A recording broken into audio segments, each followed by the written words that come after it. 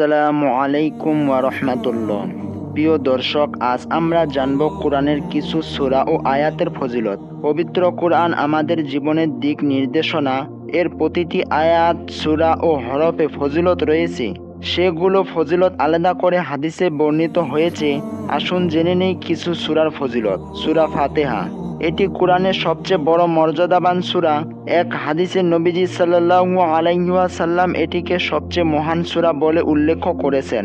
সূরা বাকারা ও সূরা আল ইমরান, এই দুটি সূরা কিয়ামতের দিন তেলাওয়াতকারীর জন্য সুপারিশ করবে। সূরা বাকারা তেলাওয়াত করলে বরকত হয় এবং শয়তানকে দূরে রাখে। আয়াতুল কুরসি, এটি সূরা না, এটি একটি আয়াত। এটি কোরআনের শ্রেষ্ঠ আয়াত। হাদিসে আছে, যিনি রাতে এই আয়াত পড়েন তিনি নিরাপদে থাকেন।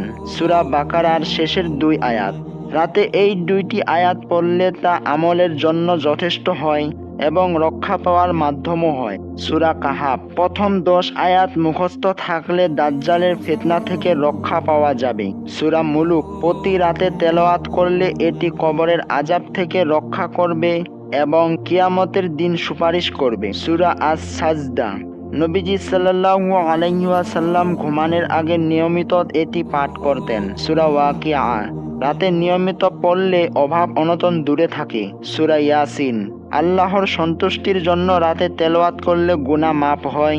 সূরা দুখান, রাতে পড়লে ৭০,০০০ ফেরেশতা মাগফিরাতের দোয়া করেন। সূরা ইখলাস, ফালাক ও নাস, নবীজি সাল্লাল্লাহু আলাইহি ওয়াসাল্লাম ঘুমানোর আগে পরে ফু দিয়ে শরীর মুছতেন। এতে শারীরিক ও আর্থিক নিরাপত্তা পাওয়া যায়।